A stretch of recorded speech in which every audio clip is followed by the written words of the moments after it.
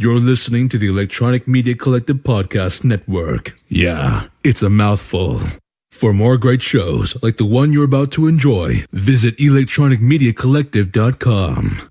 And now, our feature presentation.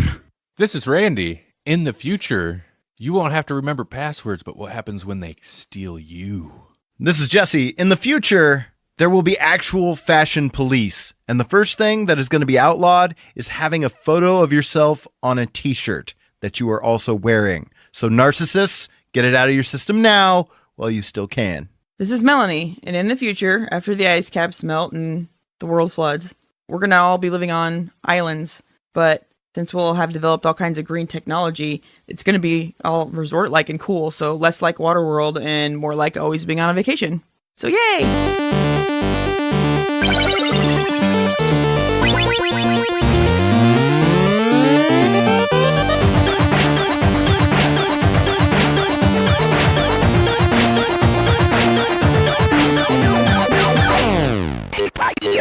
It'll be like the 3%, but all of the 100%. yeah. But all of the 100%. All of the 100%. Yep. I've been watching a lot of Netflix shows. I really should start, writing reviews for the site or something on them. Mm-hmm.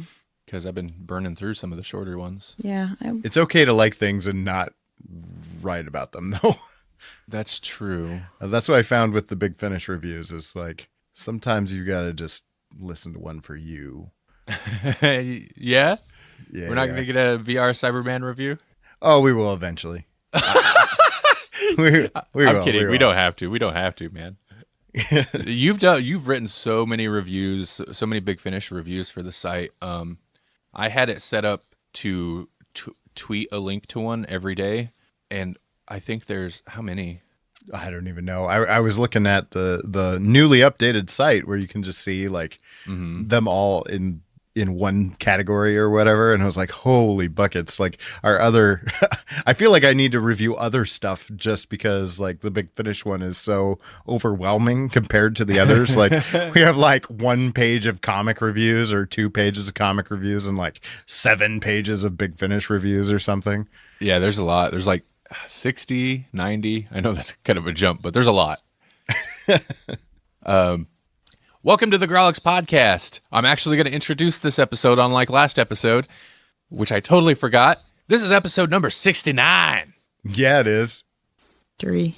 Okay, I was going to say, I was about to congratulate you for being an adult, Melanie. And I did. I was well. one step away from doing the whole Louis thing and going, her. That was me being adult, baby. I'm proud of you. I'm proud of both of you for what you didn't say, and I accept what you did say. Okay. Yes, so a very rare situation in which we are actually recording the second episode of the month like the day before the second episode of the month goes up. Normally we record this like a month ahead of time. We could be super timely. We will not be, but we won't be. No. We could make all sorts of like references and stuff to things that have happened like yesterday, but we're not. Nope. Deadpools and stuff. I don't know what else. I am so behind on like comics news stuff. Oh, me too. So I don't have any I can't comment on any of that stuff. Yeah. But I just watched Deadpool 2. It's fun. If you like the first one, you will like the second one. It grossed lots of money and broke some records again. Good. Yeah. Yep. I was a little worried about. I didn't even know there was going to be a second one. I did not know. How did you really? I really did not know. Really? Until I read that article and I'm like, they made a second one? When did that happen? Wow. You're way out of the loop. I know. I'm surprised. I didn't realize it was going to be released so soon. Because I knew it was coming for quite a while, but it seems like they just started promoting it, and all of a sudden, and then it's like, yeah, it's out this month. I was like, whoa, wait, what already? So that's kind of how the original Deadpool worked, though, isn't it? Like, you didn't hear anything. Hey, here it is. I guess so. Well, they had like a little teaser type thing for a long time. It seemed like, and then finally they were like, real trailers, and then the movie. I think. I'm going to try to be more on top of at least movie trailers and stuff that are coming out. It's just there's so many that are just... I like watching movie trailers, though. I like it, too. I was trying to talk Well, maybe we can do it sometime. I was trying to talk Jasper into. Jasper can't replace me. No, he's not going to replace you. He's not going to replace you. But actually, you're in a better situation to do it because your computer. I mean, your microphone might not sound the greatest, but your computer setup is actually like beneficial. Like actually works on like his laptop running Windows XP. But whoa! Oh, I don't even think that's. I'm a big right? fan of XP, but holy moly, it's out of date is putting it lightly on that. Anyway, so at one point we had done. I guess this will replace our in-house news segment. Just random talking.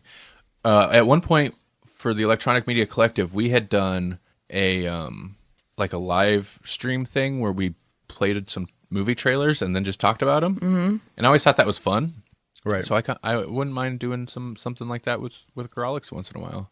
So, okay. Yeah, that'd be fun. Like almost like a reaction video, but like. Yeah, and it's trailers. So if they want to come at us for playing their trailers, I don't. We're come at us, bro. We're playing your commercial for free. So, right, exactly. Get off of it. Can we come up with some little shtick like counting the sins or whatever that other people have, but not those. Just have something similar, like a fun thing that we do. Yeah.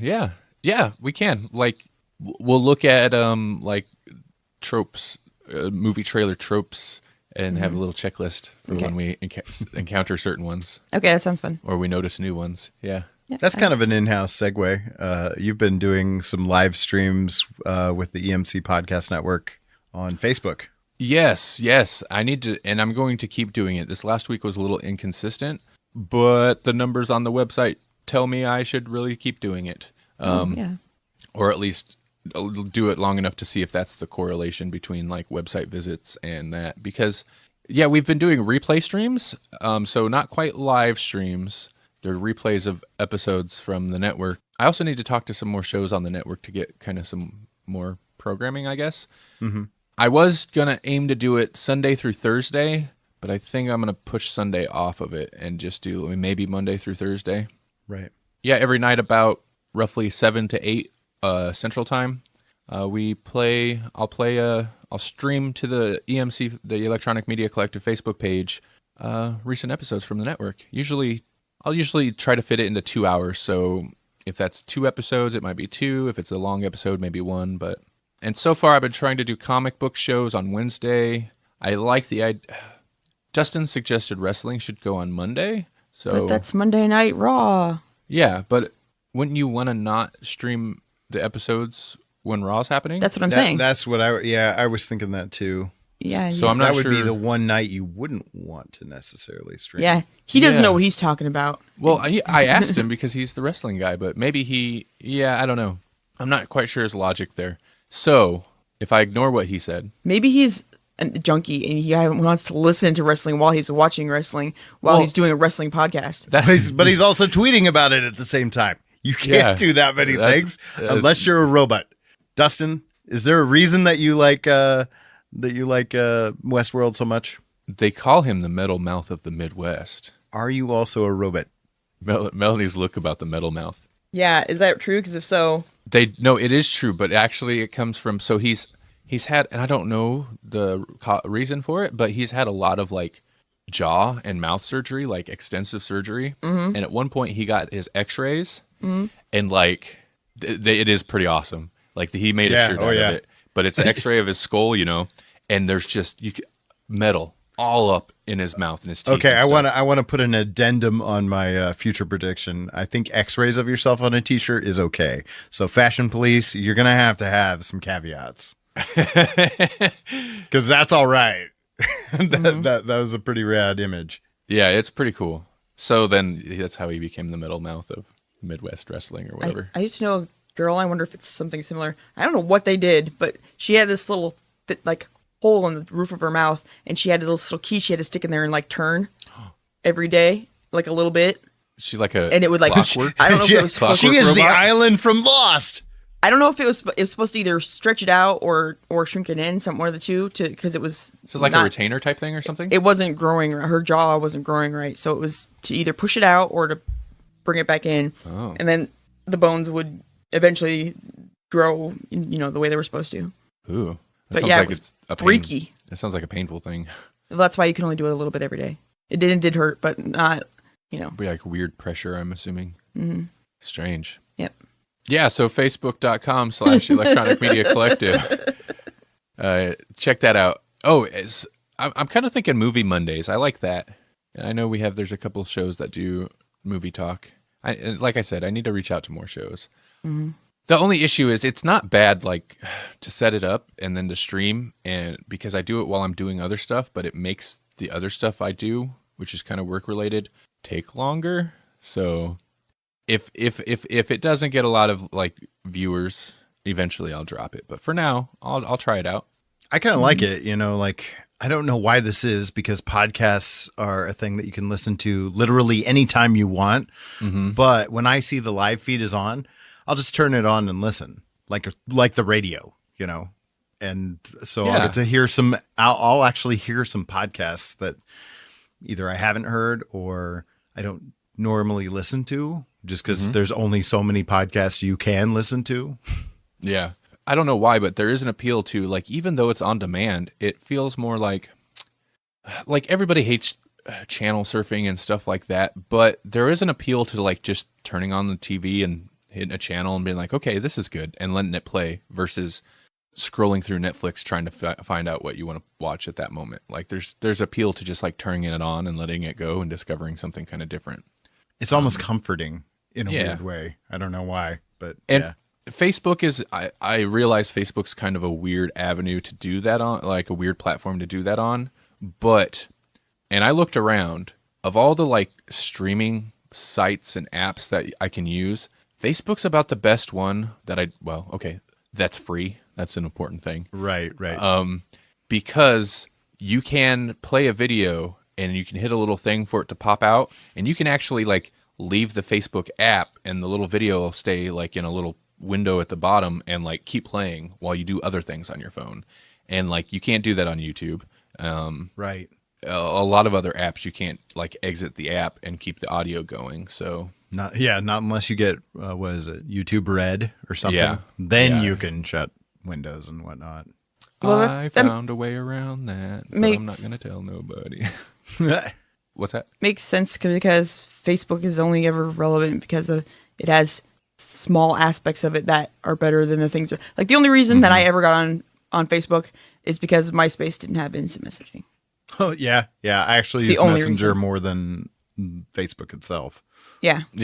I actually didn't like Facebook, but I couldn't talk to Randy without it. So I think that's one of the main reasons that Axton has it, is like we converse more on there than anything else. MySpace didn't have instant messaging, did it? No, it did. Oh, MySpace? No, it didn't. Oh. Which was the only drawback. Because I rocked at making my page. My page is always kicked out. MySpace is still there. It's probably changed hands a dozen times. It's not. I tried to go there and it's not the same. No. I logged in a while back. Every few years I go in and log in, and some of my data's still there. The pictures are still there, but it's a mess. It doesn't look like the page used to. Which it was carefully curated before. I mean, that was the one thing. You could have your top 8. Yep. Top 8 friends, or I guess maybe you could. I think at one point they were like, you could have up to 12 in your top. Man, that's so old. Right? That's like, I think about this sometimes, but that's like, just because at my age, this puts it in perspective. Whereas like, because being an adult, like 10 years ago, over 10 years ago, doesn't seem that long ago. But then I think about like the stuff where like, oh yeah, that wasn't that long ago. If somebody was saying that in the 90s, they'd be talking about the 80s. And suddenly I'm like, wait, that seems like forever ago. Yeah. Oh like, yeah. Just that perspective of like how it seems to a younger person. Mm-hmm. Yeah. Speaking of, that's kind of a good segue into, it is. Like our patron Puppet Enthusiast topic. We're getting our strings pulled right now. Oh, really? Right, yeah. Wow. 90s. The 90s had some comics. That's how you go about it. The 90s had some comics. There were some comics in the 90s.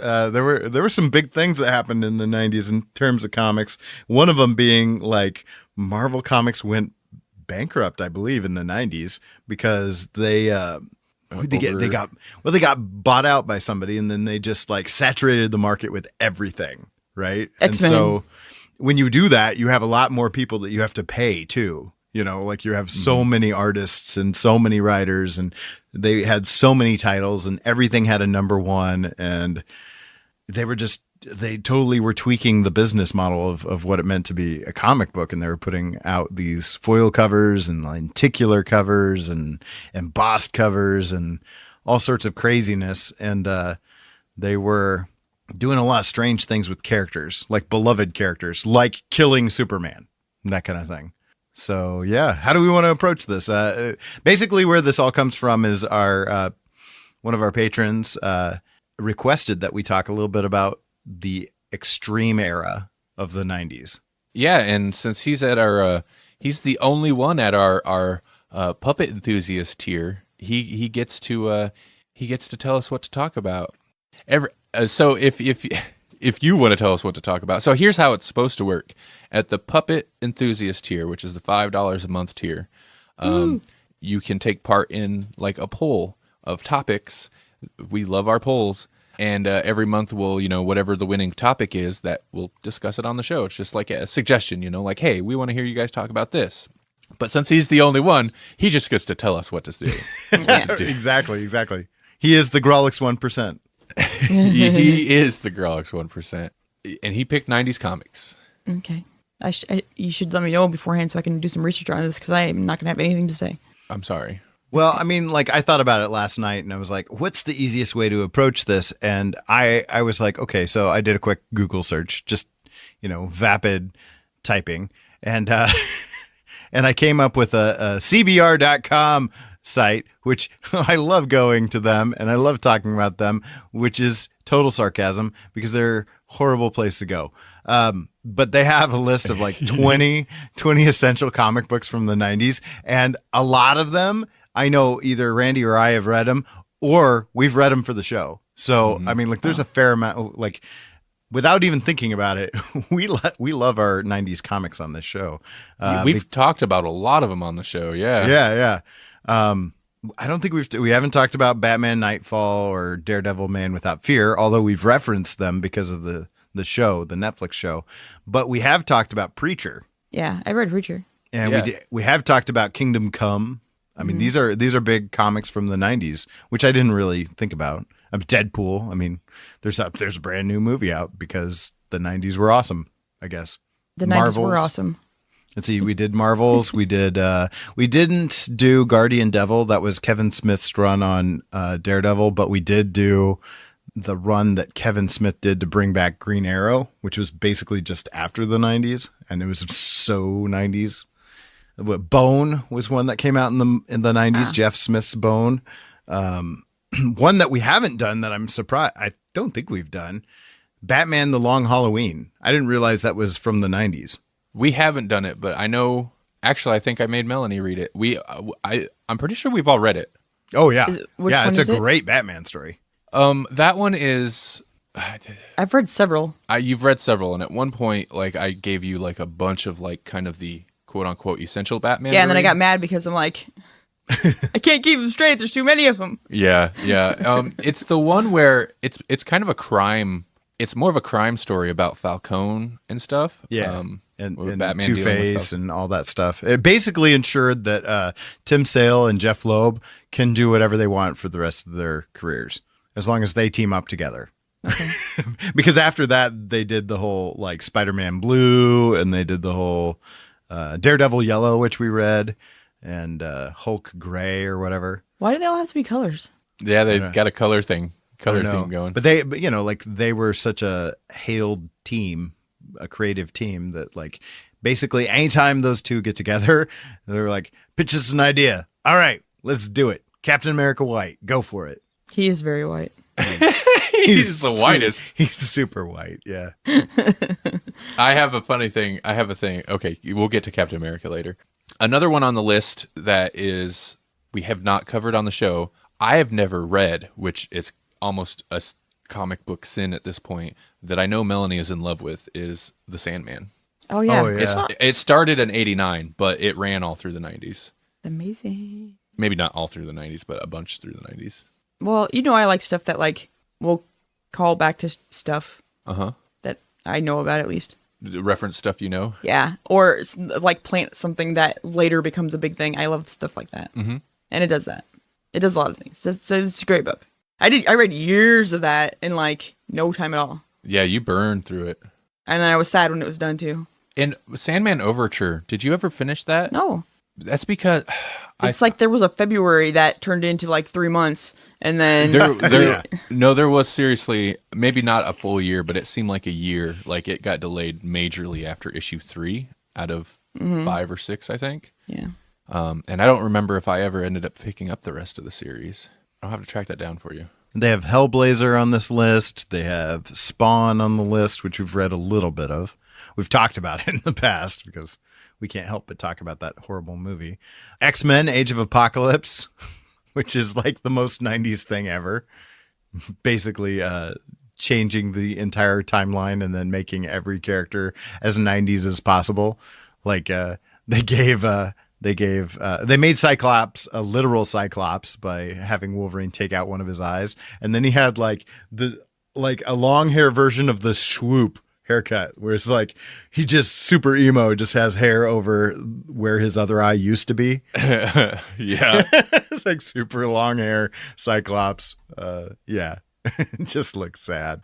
Death and Return of Superman, which also reminds me that like Spider-Man was a clone in the 90s, and Batman had his back broken and replaced himself with a crazy person that had nothing to do with his Bat legacy. I should stop recommending other podcasts on our podcast, but I don't feel competitive against them. There's a show called, I've mentioned it before, I believe it's Cosmic Treadmill. Oh yes, yeah. And they do a lot of like comic book history stuff. And it's all escaped me now, but I just happened to listen to an older episode of theirs about 90s comics, and the comic book business like aspect of the 90s is kind of super fascinating. Oh yeah. And a mess. Like, yeah, because that's when Image Comics like come about and blew up, and just like the business model got all kinds of crazy. And Marvel was doing gangbusters until they weren't, Yes. Yeah, exactly. But like where it would be common for a while for Marvel, especially X-Men books, would like sell 1 million copies of an issue. Well, like that's when Jim Lee. So like at the beginning of the 90s, we had like Jim Lee and those guys were at Marvel, and they were creating characters like Venom and whatnot. And Jim Lee did that famous X-Men wraparound cover for X-Men #1, and I think like everybody in the world bought that issue. Mm-hmm. Like even people who didn't care about the X-Men just were like, I need to get X-Men #1. Like I feel like the 90s is probably part and parcel of the problem that we have now, where you'll have a 12-issue run and then, we better start over. Better get a new #1. Better Marvel now this. Mm-hmm. Yeah. You mentioned the Death and Return of Superman. Like that was one of I didn't ever, like when I was a kid, I spent money on, like I'd rent video games endlessly and stuff like that. So I didn't spend money on comics, but that was one of the few, like the Death of Superman. And then I think the 4 issues, which he was supposed to, like when they had the reign of the Superman type thing going on. Yeah. Those are some of the few like 90s comics I actually had, because I think my grandma picked them up. Everybody knew about it. They're killing Superman. You didn't have a Brokeback Batman one? I didn't have that, I did have some other 90s. Brokeback Batman. It sounds bad, but we know it. It's what she said is not wrong. No, she's just she's totally right. But yeah, I've just never heard it put that way. That's awesome.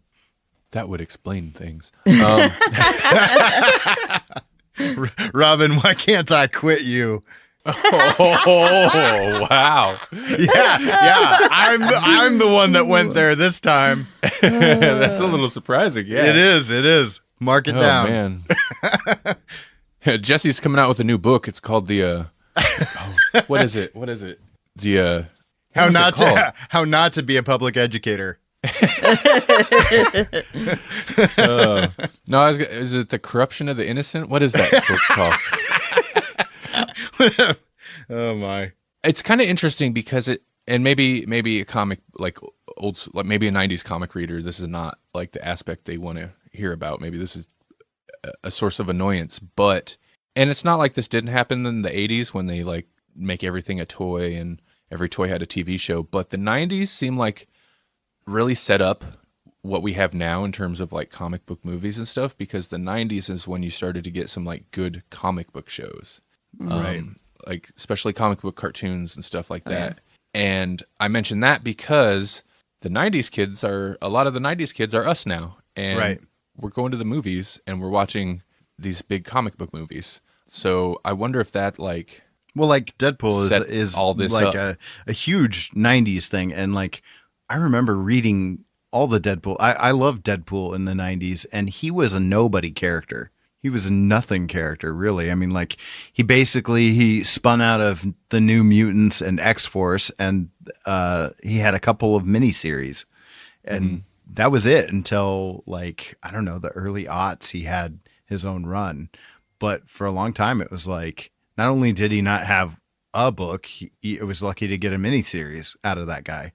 And now you can't, I mean, you can't cross the street without seeing something Deadpool. Mm-hmm. That's because Ryan Reynolds is amazing. Ryan Reynolds. So I watched a clip on YouTube the other day of Deadpool's appearance on, what's his name? Colbert, the Colbert late show, whatever it is. He like come in and during the monologue. Oh goodness. And it was okay. It was entertaining, but I'm like, so Ryan Reynolds for the majority of his career was like, oh, that's Van Wilder. Right. And then at a certain point, I think everybody was like, oh no, that's Ryan Reynolds. Right. So now is Ryan Reynolds just going to be Deadpool forever? No. Because, what do we know? Holly and I never thought of him as Van Wilder anyway. He's Van Wilder. To you. No, okay, so Van Wilder is Ryan Reynolds, though. That's the thing. Yeah. Okay. Yeah. And Deadpool is Ryan Reynolds. Well, he even makes jokes about that too, though, that he was Van Wilder. Uh-huh. But Holly and I were talking about this, and it's like, there was never a point where anyone ever said, no, Ryan Reynolds should not be Deadpool. You know, like there's very few like perfect fan castings. And I don't even know if Christopher Reeves was one when he initially took on the Superman role. But it's like, I think one of the reasons that we're having such a hard time getting a good Superman is we had a perfect Superman for a little while. Mm-hmm. And there may be somebody out there that's going to totally disagree with me on that. But it's like, I have a hard time believing there are people out there that don't think Christopher Reeves did a good job. Yeah.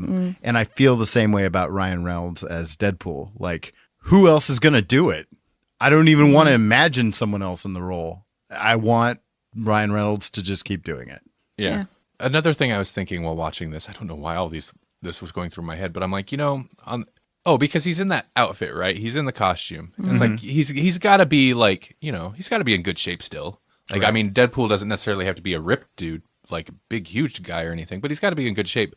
But technically, Ryan Reynolds, so long as his voice sounds the same, he could play Deadpool for the rest of his life until his voice cracks or whatever. Yeah, right. Mm-hmm. Because he's, for the most part, I'm assuming he's just going to be CG on screen anyway. All they need is his voice. At least for all the action stuff, yeah. For the super action-y stuff. And Deadpool's face is all jacked up anyway, so... Right. Yeah. That's a good role for him. Like, he's set. If they keep making those, like, he'd be good for a while. Yeah. Do you think... I don't think we'll get to, like, Wolverine level of, like, how many movies has he been Deadpool in now? Like, I don't think we'll get there, but... Right. If they can find another something that we could cross him over with, you might. I mean, any of the X-Men stuff, but Deadpool doesn't... I was actually thinking about that too. Like, I think they've compartmentalized the X-Men at this point, where it's like, okay, obviously we're going to see Colossus, but we're only going to see Colossus in the Deadpool movies. I don't think you're going to see Colossus cross over into the regular X-Men. Because I think Deadpool breaks the universe. Yeah. Yeah. He breaks the universe too much. In comics, you can kind of get away with it. And I know they do. Like, they have Deadpool in the regular X-Men comics and other Marvel stuff from time to time, where he's doing his Deadpool break the fourth wall and everybody else is like still a character in the story.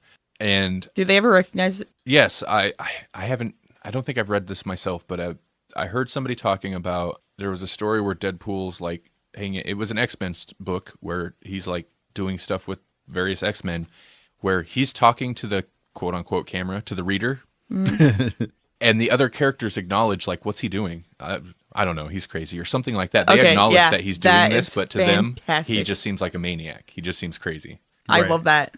But in the movies, I don't think that would work. You can't do it. I think the X-Men universe in general is like as goofy and over the top as some of those movies get. Like they're still kind of supposed to be serious. Yeah. Right. And I think you put Deadpool in an actual X-Men movie, I don't know that it would work. No, probably not. I still want to see it though. Yeah. Maybe just in the promotional material, man. Yeah, like think about how many more people would go to the X-Men movie if you just like slid Deadpool into some of their marketing. He wouldn't even have to be in the movie, or just have him in the movie. Just like market it. He's just like in a straitjacket in a room somewhere. Or they could just have him like, when they get to whatever big war part, just have him like off in the background doing something, and then he like stops and waves camera. and then like waves at the camera. Keeps going. Yeah, that's true. That's true. They could great. get away with something like that. I wonder what their okay. I was about to get totally sidetracked. I was gonna say I wonder what their plans for X-Men movies are going forward. But anyway, the 90s. We're talking about the 90s. Okay, talking about the 90s. So, do you guys have like a favorite series or property or something from the 90s? Like, I mean, we've also talked about things like The Crow on the show.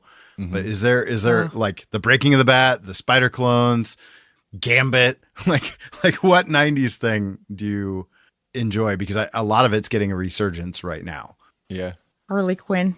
Harley Quinn. She was pretty 90s, huh? That's when she was born, wasn't it? Yeah, I think so. Yeah. Batman animated series is where she came from. Yep. I liked her. I didn't know she wasn't a character. Really? I didn't. I did not think that was a serious answer you gave. No, yeah. Yeah? Interesting. I know, because I know you're kind of annoyed with some of the modern Harley stuff you've read. Yeah. Hot Pants Harley? Where she's kind of the DC Deadpool. Yeah. Yeah. To kind of tie it back. But I like her being a bad buttocks, but not... I don't like the victimized thing a whole lot. Right. Because maybe she was slightly, but she knew what Joker was when she started, with him. So anyway. So for 90s stuff, I'm torn. I really like Nightfall and all that, like kind of drug on. I don't know. I've liked some of the Batman 90s stuff I've read. I didn't like Nightfall as much as I liked Night Quest and all that. Yeah. I don't know what those things are. It's the Brokeback Batman. Oh, okay. So after he has his back broken, he can't do it. So somebody's got to step in, and then the character that does is not a Robin. He's just like some guy, which was totally confusing. Out of nowhere. Yeah, but the dude is crazy, and he makes like a robot suit. And so, like, as much as I hated it, I also loved it. I'm so conflicted about this Azrael Batman. I'm so conflicted about his outfit. That might be the most 90s thing. Yeah. In 90s comics is the Azrael Batman outfit, because it's like metallic and yellow and like yellow and blades blue everywhere. Yeah, it's still like the pouches 80s. It's still 80s blue Batman, but like with yellow and like a flamethrower arm and I loved it. It was awful and incredible at the same time. The same name as the cat and the Smurfs. Yeah. Yeah. Totally is. Sorry, I don't know why. I love that name from that cat. Wow. Huh? Wow, his meow sound was amazing. It was really good. I'm not sure what I've read that's more 80s than 90s, but when I think of like the older comics that I really, really enjoyed, I think I'm going more late 80s. I have a hard time separating it, because then I think when I drill down into 90s, then we were too cool, and 90s was cool, but in like an audacious way. Like everything is audacious. Like when Superman comes back, he has to come back in 4 parts, and one of them's a cyborg, and one of them is like a kid with a crew cut, or not even a crew cut, like the flop cut with the circle glasses and a leather jacket. Yeah. Yep. With a bad attitude, strappy belts and stuff. Yeah, mine is gonna be basically the Marvel 2099 stuff. So there was the Marvel imprint where they decided, okay, we're going to do future Marvel. Like Marvel every once in a while wants to do an offshoot imprint. And so it was like, okay, these are the heroes, but they're the heroes of the year 2099. And so Spider-Man from that year was like genetically spliced, and he had like talons and stuff. And they had clever ways of getting around swearing. Instead of just putting Grawlixes on things, he'd be like, "Oh, shock!" Oh, like shock was their big Grawlix word that meant whatever bad word they needed for that issue. And so I really liked basically Doom 2099 and Spider-Man 2099. And Spider-Man 2099 was done by Peter David, who I've basically, if he's on a book, I check it out. So that was my favorite thing. That's an answer. That's an actual answer. that's a real answer. Yeah. There's Harley Quinn and I don't know, maybe Batman. What about Image? What about Spawn and those guys? How do you feel about that? Because that was a huge part of the 90s. Yeah, no, when I think of 90s comics, the look of Todd McFarlane art, the look of Spawn is what I think of. Right. Problem is, I've never read any amount of Spawn. We read that little bit with when we read Angela, Queen of Hell. That might be the most Spawn comics I've actually ever read. That said, and I've generally heard that a lot of the writing is kind of terrible in some of those older Spawn comics. But that said, I always thought Spawn was a super cool character. He's like the coolest looking character with the cape and the chains. I mean, it's so 90s, but man, he does look cool. Yeah, oh yeah. And I was so disappointed in that Spawn movie.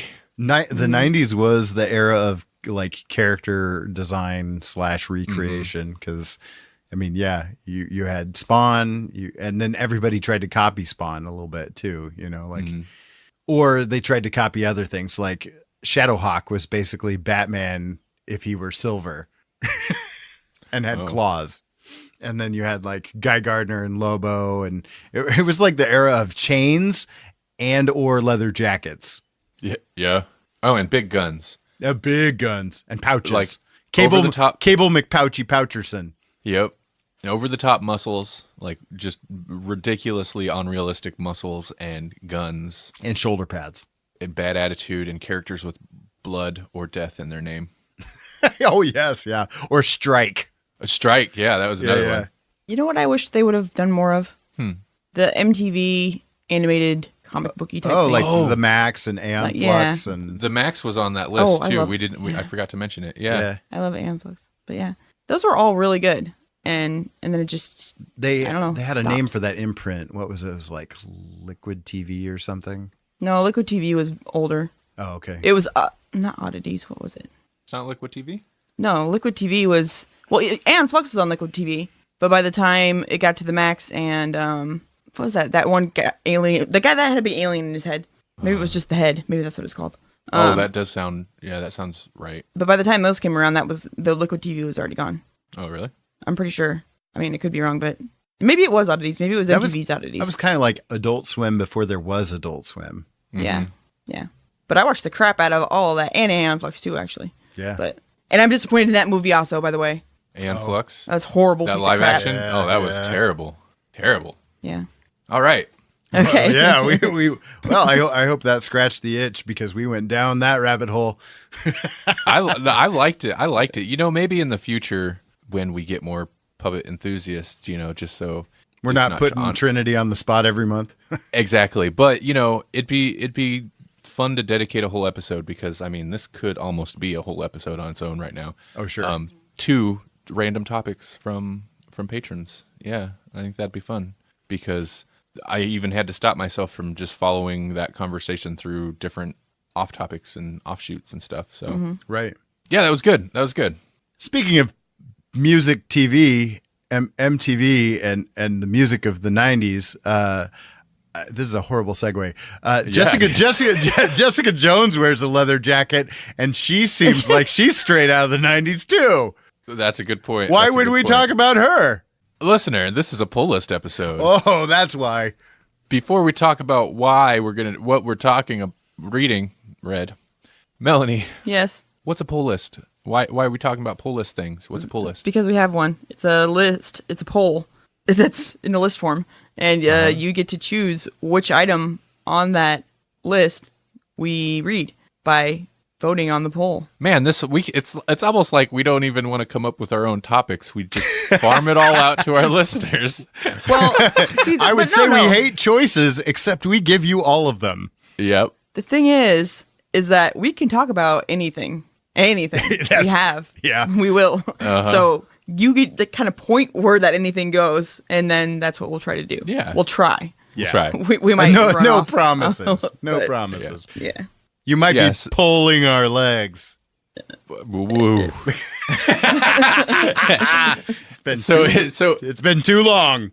If you, it's true. If you go to grawlixpodcast.com, either at the top there's a thing that says pull list, or you can scroll down the page and you'll actually see the pull itself, and you can vote. You can vote on. We got the list 10. was getting 10 Yeah. on the list already. Really? the list was getting a little sparse, and then I think we did a call out for like add some stuff that's not just Marvel, and like it blew up. There's a lot of stuff on there Ooh, now. I'm happy.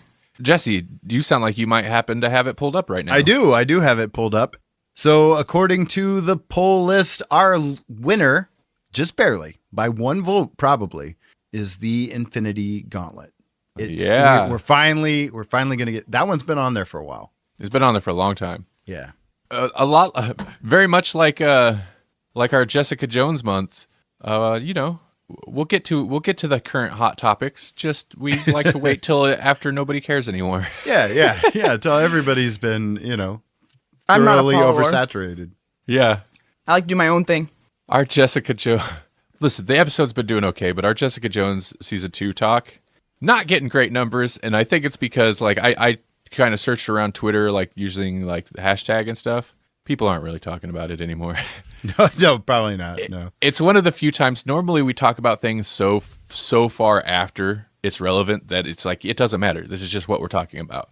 Right. But Jessica Jones is like just close enough to I'm like, well, maybe it's still relevant. And I'm like, nope, nobody's talking about Jessica Jones season 2.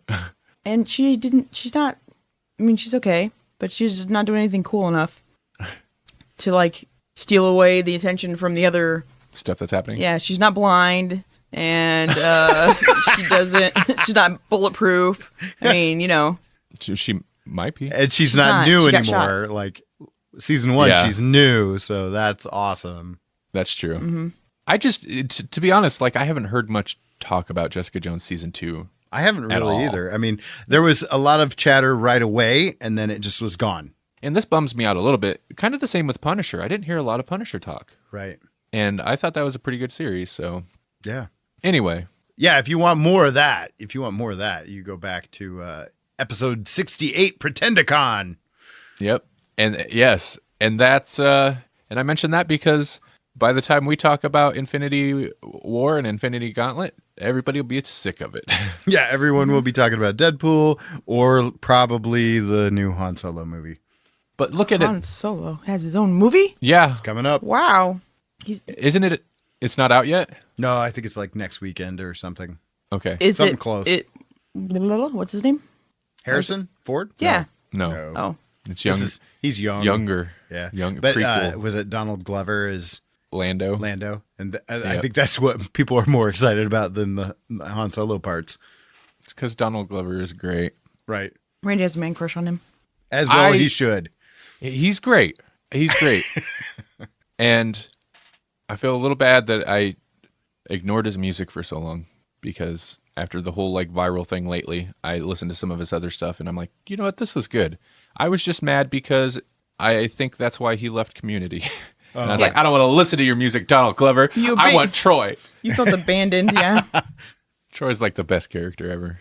So this episode, wow, I don't know what happened. Whoa. So this episode, we're going to talk about Alias. We're going to continue the Jessica Jones theme that everybody's clamoring over. Stop saying I was going to say, like, everyone's talking about that Alias series. Stop saying it like that. You guys, when? it's like, what is that movie? I don't know. We're but talking when they're people like out of this episode Asians, that's what it is. Alias? You're doing that thing, the Asian thing, but you're doing it for Alias. Don't do it. What?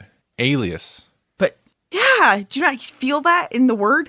Yeah, you guys are saying What it am I weird. supposed to say? Alias. Alias. Say it. Just say it, or like a normal word. Alias. Alias. It's a title, though. It's a title. Fine, do it that way. Whatever. I think it's Alias. Episode title, Alias. Alias. Oh, wow. Okay, so if you look for this in the stores now, if you find a newer copy, it'll probably be listed as Jessica Jones, Alias Volume 1. But originally, it was just Alias. Right. We're going to talk about Jessica Jones, or Alias, Volume 1. It includes Alias issues number 1 through 9, written by Brian Michael Bendis, art, Michael Gatos. Gatos means cat. Color by Matt Hollingsworth, released by Max, which is a Marvel imprint. So like the Punisher Max series that we read by, was that Garth Ennis? Yeah. Yeah. So that same imprint. And the Alias series was published from 2001 to 2004. What we're talking about today, it was 2001 and 2002. And let me give you, I have two summaries actually, because one is like general idea and the other one is more brief but a little bit more specific. First, I'll give you this I found from Google Books, which I'm weird. I don't know why I ended up on Google Books, but I'm assuming this is more like the solicit description. Right. Meet Jessica Jones. Once upon a time, she was a costume superhero, but not a very good one. Her powers were unremarkable compared to the amazing abilities of the costume icons that populate the Marvel Universe. In a city of marvels, Jessica Jones never found her niche. Now a chain-smoking, self-destructive alcoholic with a mean inferiority complex. Can't make me say that word, that's just mean. Jones is the owner and sole employee of Alias Investigations, a small private investigation firm specializing in superhuman cases. Did she, though, specialize in it? I think it just happened to be. Yeah, right? yeah. Like her clients just happened to show up and be like, hey, I've got a problem with this. And we're like, well, yeah, you and everybody else. When she uncovers the potentially explosive secret of one hero's true identity, Jessica's life immediately becomes expendable. That's kind of interesting, too, because it's not really the issue of like finding out his secret identity. But her wit, charm, and intelligence just may help her survive through another day. Now, the other summary is from Wikipedia. This is a bit more precise, kind of feels a bit more accurate. Not that last one's not accurate, it is. Asked to look for a missing woman, Jessica finds herself caught in a conspiracy involving Captain America and the President of the United States. Subsequently, she is hired to find the recently missing Rick Jones. Rick Jones! Rick Jones! Other characters appearing in the arc include Daredevil as Jessica's attorney, Matt Murdock. Yeah, in like a quarter of an issue. Right. And second-tier villain, Man Mountain Marco, which I had to look up to find out who this guy is. I think he started in Spider-Man, but he's the big guy. Yeah. Okay. The big murderer. Mm-hmm. Yeah, that's what I got. Right. Rated R or M or whatever you want to call it. Yep. Really? Yep. Wasn't that bad. Not bad, but it wasn't our family-friendly Marvel book that we were promising. I mean, wasn't that bad. Did you? There was some cursing. That's about It was all cursing. There was so much cursing. Yeah, the content for the most part wasn't bad when she wasn't talking about her sexual exploits with Luke Cage. But she barely talked about that. This, I'm so glad we read this just after Transmetropolitan, because, and I'm also glad that you mistakenly said, "Oh, it's a Marvel book. We can actually read something family friendly," and it turned out to be this. And the very first word we can't say. It's just F-bombs. F-bombs. Yeah. I was actually, at first, I was kind of like, oh, come on. Like, you could, like, I get it. And actually, I think Punisher Max started with a F-bomb or the SH bomb. Whatever. I don't know how to say that in a way that doesn't sound dumb. Shabomb? A Shi'ar bomb. Yeah. And like the guy, like the character, she's talking to this potential client or whatever they call him before he gets nasty. He just keeps saying the F-bomb over and over. And I'm just like, we get it. You're like, you're mad. You are a mad guy. But also it's like, all right, Brian Michael Bendis, we get it. Like Marvel's like, hey, you can say whatever you want. Like, yeah, F-bomb, F-bomb, F-bomb. Like, I was a little annoyed, but as it went into it, like, okay, I'm fine. I don't think It there's comes parts of this- on a little bit heavy at first, but it mellows out. It finds its footing. It becomes more natural. Like, yeah, Brian Michael Bendis is kind of known for his dialogue. Like, he's a very dialogue heavy writer. Right. And as it goes, like, yeah, the use of the language becomes supernatural. Not supernatural, but like Yes, Dean and Sam, they come in with Scooby-Doo and they solve a mystery. That's better. Okay, I like that. No, it becomes like very natural sounding. And it's, you know, it's R-rated language, but it works. And I think Brian Michael Bendis, at least in this, has a real good grasp on writing natural dialogue. Mm-hmm. It's just at first I was like, oh. Dialogue is one of like probably my favorite thing, if not maybe the thing. It's the thing that I like about this book. He's very good. Yeah, I love the way he does Malcolm. That's great. Oh yeah, Malcolm is fun. Totally different. Mm-hmm. Yeah, very different. That's Malcolm. Yeah. Just I didn't realize that. Oh really? I'm like, who is this kid? Yeah. That's Malcolm. Well, I think they only say his name like once. I think so. If you blink, way you missed different. It. Yeah. Yeah. But I would agree. My favorite thing about this is, in particular, when he gets into a really good, like, couple of characters into a really good conversation. Mm-hmm. There's 3 that pop out to me. The bit with Malcolm. Mm-hmm. He shows up like twice or something. Yeah. That's always good. The interrogation scene where Jessica Jones gets pulled into jail or into whatever, she gets picked up, and the cops grilling her. Mm-hmm. Love that. And that goes on for almost a full issue, and it's just like tiny panels with just word balloons all over. I think that works really well. I was digging that conversation.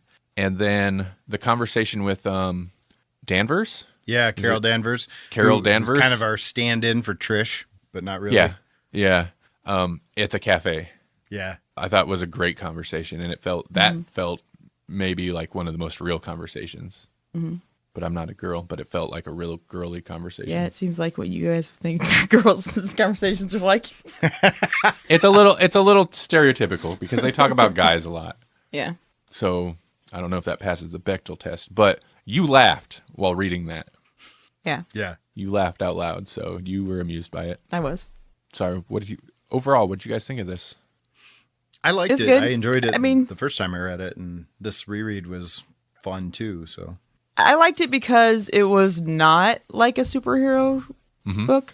Like, it wasn't like, I mean, I guess there was sort of a big bad for the first one, kind of, but not even really. It just seemed like she was so concerned about it all, and it was this big thing, but then it really kind of was a big thing, but everybody was just like all nonchalant about it. And like, no, this isn't a big superhero issue. This is just, you know, politics and money, and that's it, you know? And that's, I like that a lot because that's what the world is like. It's not about superheroes. It's about just some bad words that think that they're better than everybody and take advantage of life, or I don't know, you know? Mm-hmm. So I appreciate that. The bizarre thing about this versus the show is that I feel like somehow this is more invested in the superhero universe and everything that's going on, that it's more matter of fact about it than the show is. Like, the show sometimes is like, here's something crazy that's going to happen now because you're in a superhero land.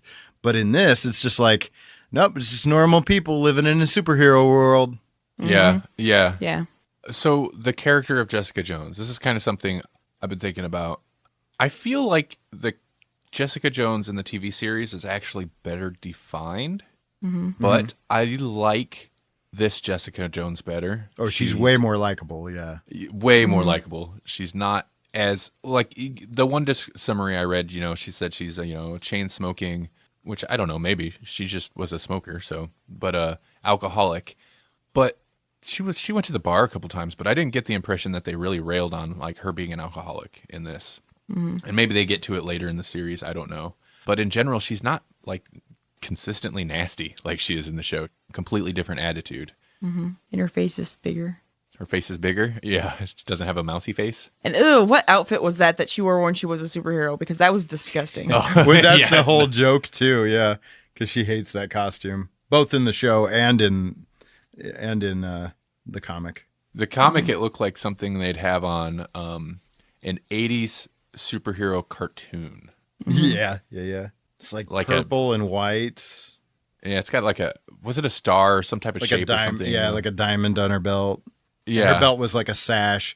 They have this picture of her and Carol Danvers standing right next to each other, and it's not like the Carol Danvers that we're going to get in the upcoming MCU movie either. It's the Carol Danvers of this era, which is very much like wearing a one-piece swimsuit basically, and has a sash of her own. So they're like standing right next to each other. I found plotline wise, I found they were kind of interesting, but I guess it's like you're saying about like Melanie, like you said, your favorite thing was the dialogue and stuff. Like the plot line, the story's there, and it's it's thought out. It drives the whole thing, but it didn't feel like the thing that really motivated me to keep reading through. Yeah, now I gotcha. Yeah, the plot line for the first half or better is this one central plot line, but after that, it feels like there's kind of two things going on. She's got two jobs, and those feel looser. They just kind of feel like stuff that's happening just to follow her around, like so that the reader can follow her around. Right. Yeah. Well, at one point, it's not even really following her around. It's following some other guy around. Who's not the guy? He's Rick Jones, but he's not Rick Jones. Yeah. It was weird. It was very weird. Well, and Rick some of the Jones is characters they follow around is like an interesting choice to go with Rick Jones, and then it not actually be Rick Jones. Let's talk about Captain America for a second. Okay. I find it interesting because now Daredevil's a completely different deal, but when we read Daredevil not long ago, what was it? Which one did we read? Daredevil Yellow or recently it was Born Again. Yeah. Where Captain America shows up, but just for a little bit. He's got a little bit part, and it feels like a cameo by one of the big superstars, Yeah. And Yeah. it's kind of the same thing here, but man, this does not show him in a favorable light at all. Mm-mm. Like it's a little weird. Like literally his involvement is sordid. Right. Yeah. And Melanie made a good point of like he didn't seem upset. Like he didn't seem. What did you say about him? Because a woman died. Yeah. And it's his fault, and he didn't seem upset at all. It's partially his fault. He didn't do it He on didn't purpose, seem to be but all that bothered by it. That's it. Like, he was Yeah. involved in it. But, I don't know. Maybe he's good at holding it in. I did enjoy the one line, and it seemed so Captain America to me. She says, it's like one of the last things she says to him, because she only talks to him, like, at the very end of that arc. Mm-hmm. She says, "You're not going to, like, salute me or anything, are you?" And he goes, "Actually, I was thinking about it." I thought that was hilarious. Yeah. That first plot, she was there enough to connect the pieces. She was integral to it because she was a part of their plan. Right. But other than just connecting the pieces and then beating up the big guy that came after her, she didn't do much. She was just there. She was just there, and maybe that's the point where she was just there, but it was really everybody else's game. Like, she got to the guy who was ultimately responsible and got him talking, but she didn't bring him down. She just happened to be there. Like, the whole time he's talking, I'm like, oh, she's recording him. But she wasn't. She happened to be bugged that she didn't know, and somebody else was recording him. So I'm like, what was her plan? Like, Yeah, that didn't make sense to me. I thought she was recording him to where she should have been. because she stood there quietly, like, for pages and listened to this kind of coked up Hollywood guy talk. Yeah. And I don't know if he was coked up, but he seemed like that kind of guy, Yeah. Right. But I don't know what her plan was. And then she just walked away, and it's like, She just wanted to know, I think. I guess, but Yeah. why not record him? Yeah, she should have. But what you were saying made me think that what you just said, and then the next storyline are kind of about that, though. I think when they both kind of talk about things just happening to people, Because and she finds quote unquote Rick Jones, but she doesn't bring him back to the wife or anything. She finds that they're back together. Like, he went back to her. And then she doesn't even like help. Like, she's all involved in helping this gal, and then when she has an opportunity to like ultimately tell her the full truth or whatever, she just like just let him like live and let die, I guess. Like, they're happy, so we'll just let it go, I guess. Even though this has been an entirely pointless endeavor. I liked what they bookend that second plot. yeah, I like that she's spending all this time in gay chat rooms. Oh yeah. And she seems to be enjoying it, actually. She seems Yeah. to like enjoy that whole thing. But yeah, no, I like the speech, how she has this kind of like good conversation with this guy. Yeah. And then just gives him a look and he's like, what? And she gives him the whole like, Oh, that was a great panel. Yeah. Yeah, it was. go home and tell your wife, go home. I think she said, talk to your wife. Talk to your wife, come out of the closet because you're hurting her and she deserves better, blah, blah, blah. Yeah. And yeah, I like that whole bit. And just the look she gives him, because I think she talks to him long enough to know, like, well, he's whatever. He's not a terrible guy. But Yeah, he's just not doing the right thing right now. So it plays out very much like that in season 2 of Jessica Jones with Malcolm and the one guy. Yeah.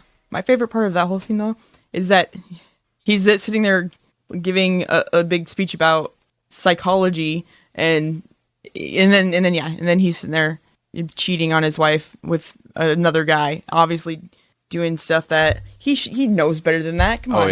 Oh yeah. Interesting, because this is like when we had this on the poll list, I thought it was going to be, I couldn't remember when Kilgrave came in, but Kilgrave doesn't even factor into the first volume. And in fact, at the end of that issue, it alludes to the next storyline, which has J. Jonah Jameson. And let me tell you, that's fun. Having J. Jonah Jameson versus Jessica Jones, the way that those two play off of each other, because like if you've ever read we read a little bit of J. Jonah Jameson in Daredevil Born Again. So, like he's a hard case.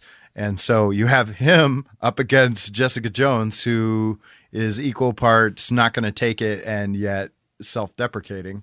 It was fun. It's a fun interchange. And then you get into the big story arc for the Alias, which is Kilgrave, which they lead the Netflix series with, but it kind of is the end cap for the, whatever you'd call this, the maxi series or mini series or whatever this is kind of considered. And J. Jonah Jameson and Jessica Jones is really fun to say, huh? Yeah, there's a lot of alliteration. Yeah, no doubt. Brian Michael Bendis writes this whole run. So yeah, I can imagine like with the dialogue. Mm-hmm. I see like people talk about him. I don't know. People are tight about him, but he's very well known. Didn't he actually recently go to DC? Yep. He's at DC right now. And which is a huge deal because he's been writing Marvel for a long time. When isn't he like marked to do Superman or something? I mean, because that's how they steal people. It's like, hey, why don't you come to DC and you can write Superman? Yep. Bring us some pictures of Spider-Man. Well, I mean, like Bendis is known for a lot of things, but one of the things he's super well known for is writing the Ultimate Spider-Man run. Oh, yeah. Yeah. Did he... Miles Morales. Did he create all Miles of that. Morales? All of that. Miles Morales, the original Spider-Man run. He did all of Ultimate Spider-Man. The artwork. What did you guys think of the artwork? It was fun. It lended to the PI style. It kind of did. It made me think of a PI. It made the chicks look like Stepford Wives. I didn't. No, I think you're right, Jesse. I think it does. And it's got lots of thick blacks and it's, kind of moody. But I didn't really like it. I'm not a big fan of the look of it, the art style. I think the characters don't look bad, but they do. they look. They don't look bad. The art's not bad, but man, like sometimes it's got to be the eyes or something. People look deranged they look dead inside. Or dead inside. Or that's why I said brain Stepford dead. Wives. Yeah, there's something about it that just is so off. Particularly some of the women. There's some really interesting panel layout decisions. There's some pages where I'm like, I don't really like the panel layouts. It works. It's just visually was not appealing to me. It did handle like a lot of the super dialogue heavy scenes well. Right.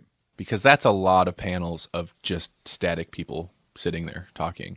So I know it can't be easy to make that interesting, and they were able to do that.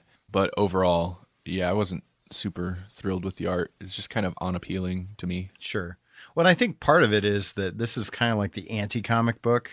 It's like, normal people in a superhero world, and so it's instead of doing that hypersexualized approach to figures or whatever, it's much more stripped down. Yeah, and I can appreciate that too, for sure. But I would agree with you. There are some unflattering portrayals and whatnot that are like, God, what are they even doing with that? Yeah. Like, that's the photo they took of you two together in that awful costume. Ugh. The goofy look on your face. Yeah. There are some interesting things. There's 2 scenes where women come in and spill their story to Jessica Jones. And I like how that's handled because it's usually like basically 3 long columns, vertical columns across the page.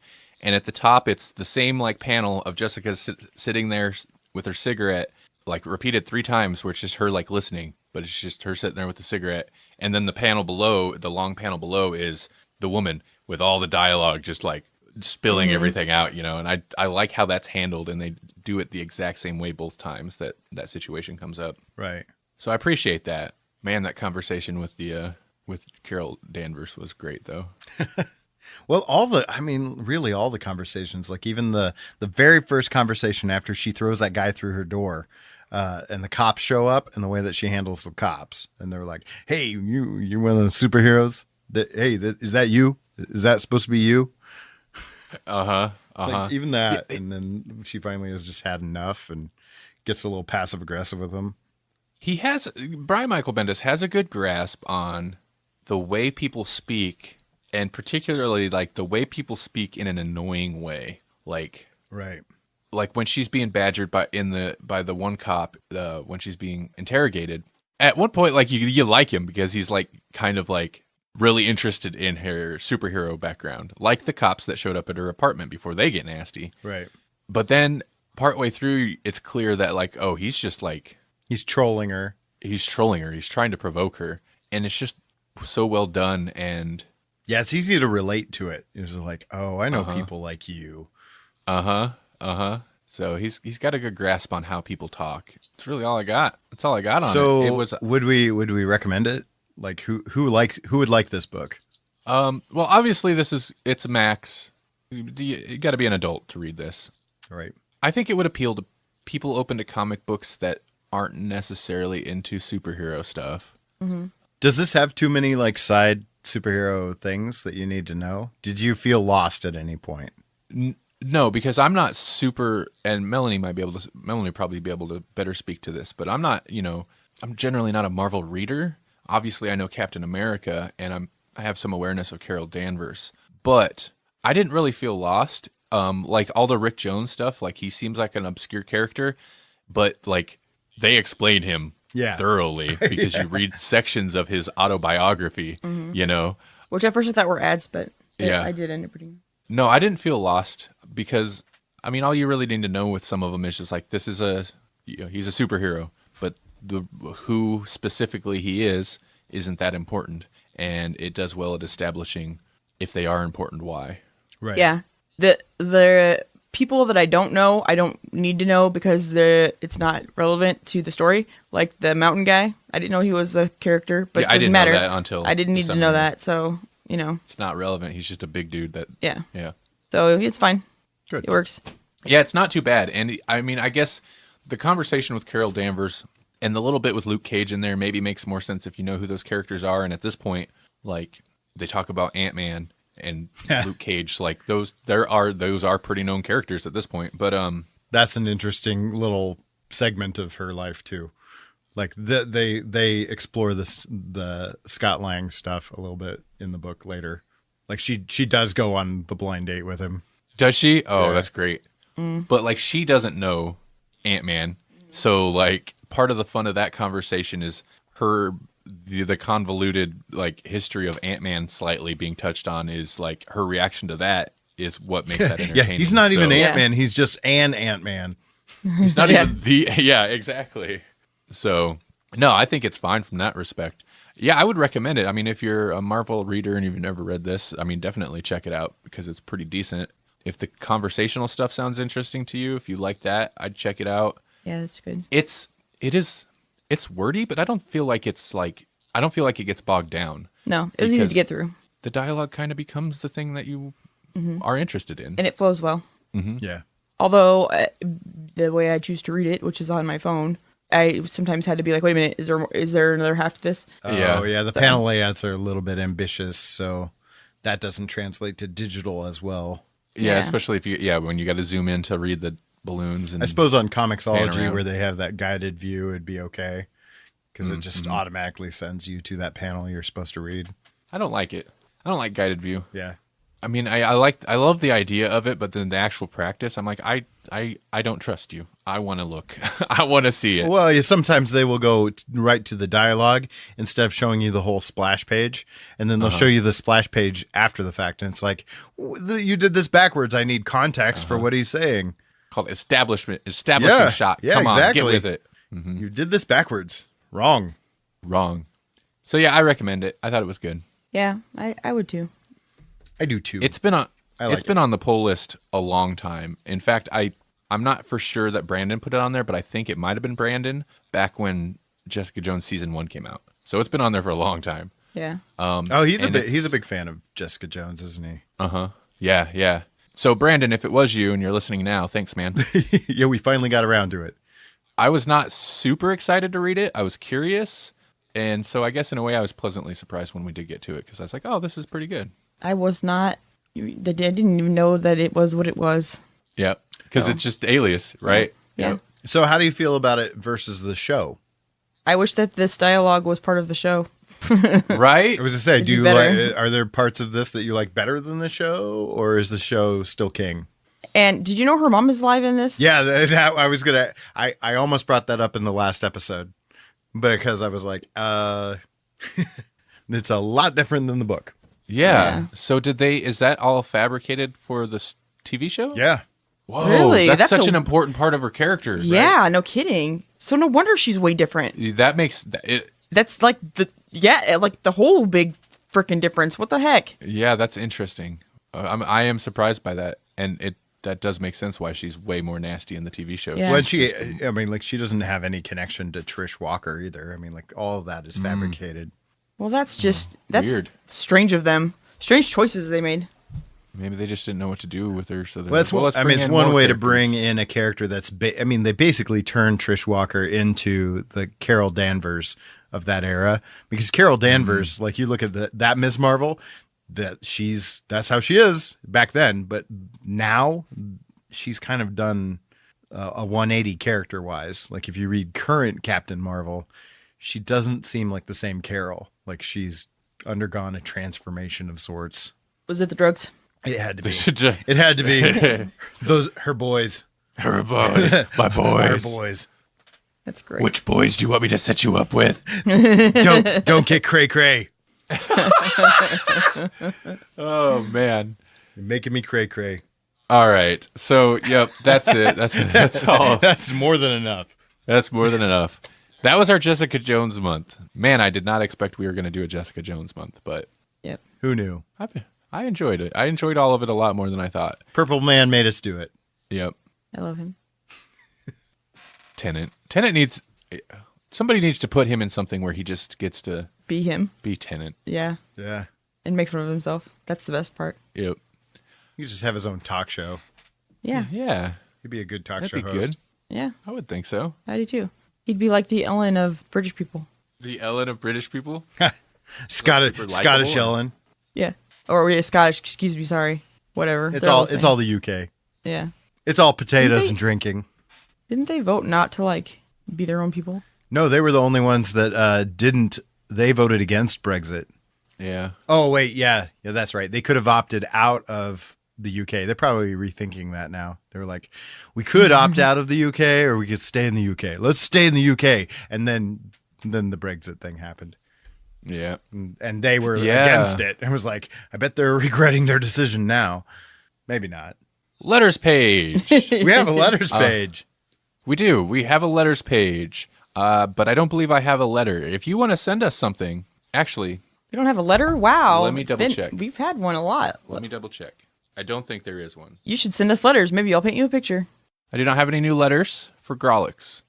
Matt D did send us a letter, but you're going to have to wait a few weeks for episode, I believe, 6 of Cinematic Universe to hear that. Oh, Yep. specifically Cinematic Universe. Hey, on the topic of that, what was your most recent episode about?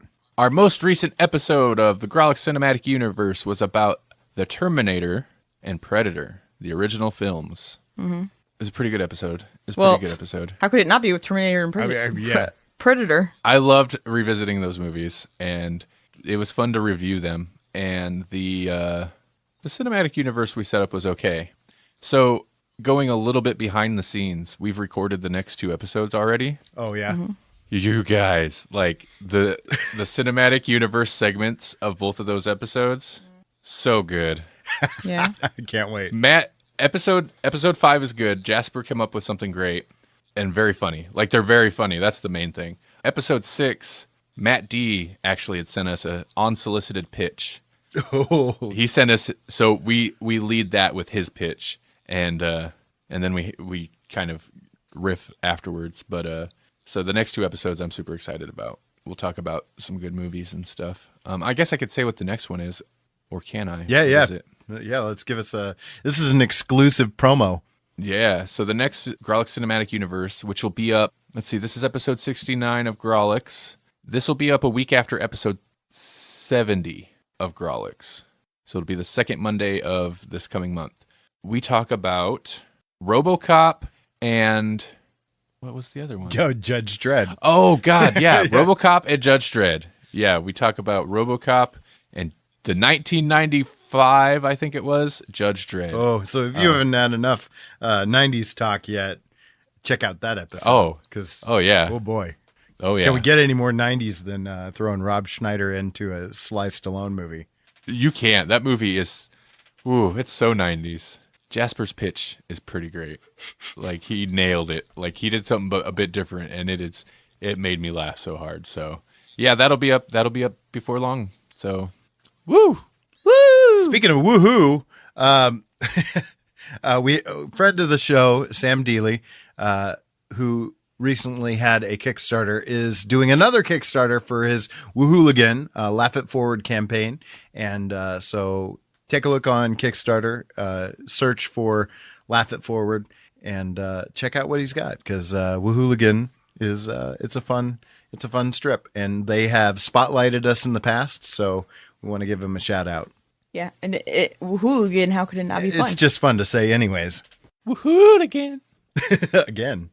So if you wanna send us a letter, send us an email to letters@grawlixpodcast. That's GRAWLIX, grawlixpodcast.com. You can send us an email, or you can also record like a voice clip or something. Send us an MP3 of yourself.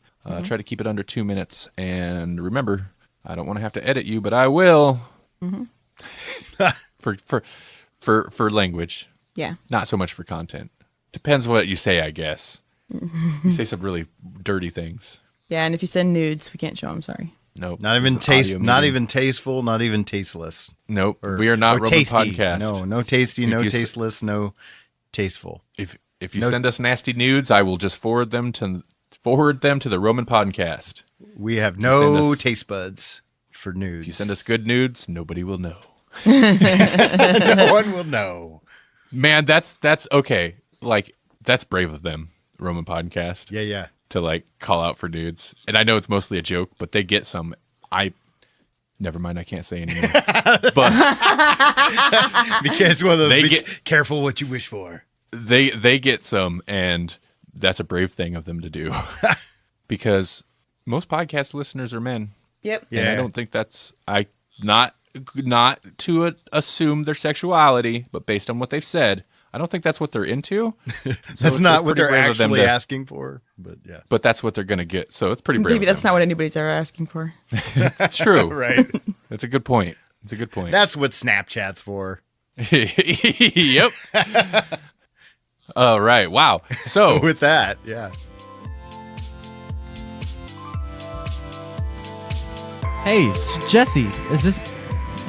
Are we doing a promo right now? Wait, which podcast is this? What podcast are we from?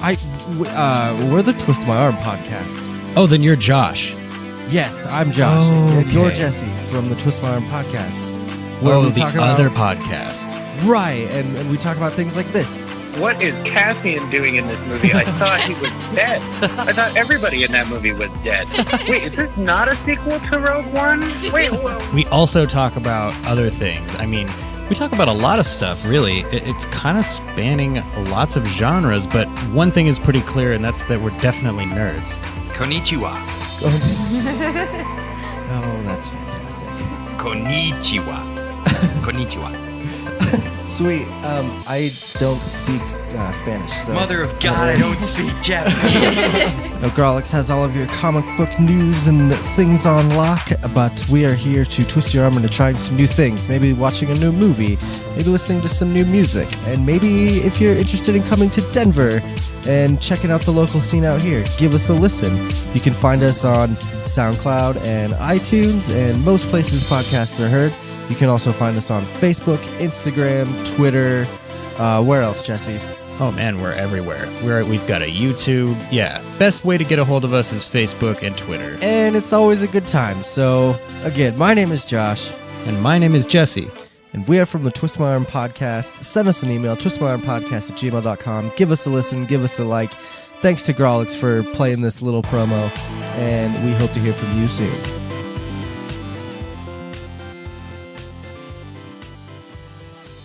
Okay, the guy isn't looking. Go now.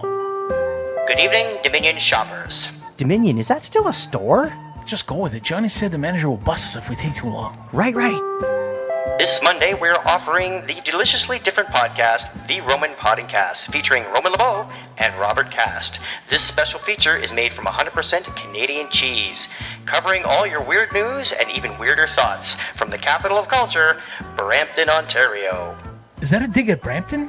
Yeah, why? No, just making sure. Spot on, man. So be sure to check it out. Did you get that? Check it out. Check out. That's terrible. Who wrote this copy? Hey, guys. Johnny! My manager will hear you. We're on the store PA system. Like you said we could be? Oh, yeah. Right. I'm just going to be here listening while pretending to mop. You are mopping. Yeah, but the water is still... Hey, where's Neil? Does he work here? What, in retail? He's loaded. I think he's like rock collecting or something. Okay. Tune in to the Roman Podcast on iTunes, the Tangent Bound Network, Stitcher, Google Play, and the EMC Podcast Network for totally fresh and free Roman Podcast. Hey, you two, get away from there. Johnny, get him! Sorry, guys. I'm part of the gig economy.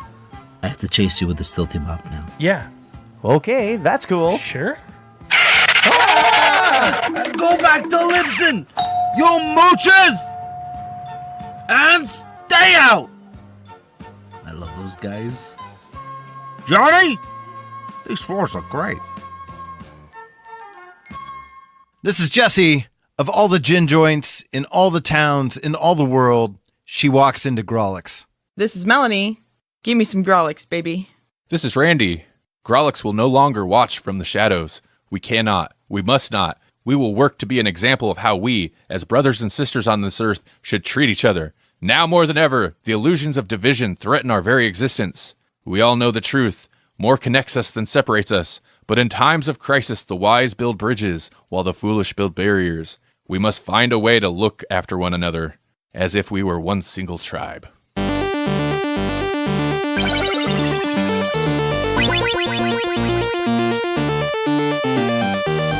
Thank you for listening to the Grawlix Podcast. The Grawlix Podcast is a production of the Electronic Media Collective and Vorpal Arrow Studios.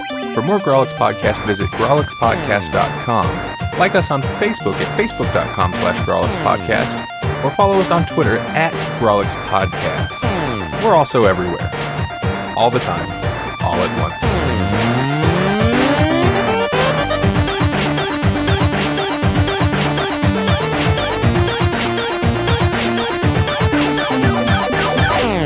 Anyway, wow, okay, sorry. I'm not sure where I'm going to cut from where to where. Jesse, you're too much. I am too much. We'll just cut into there. And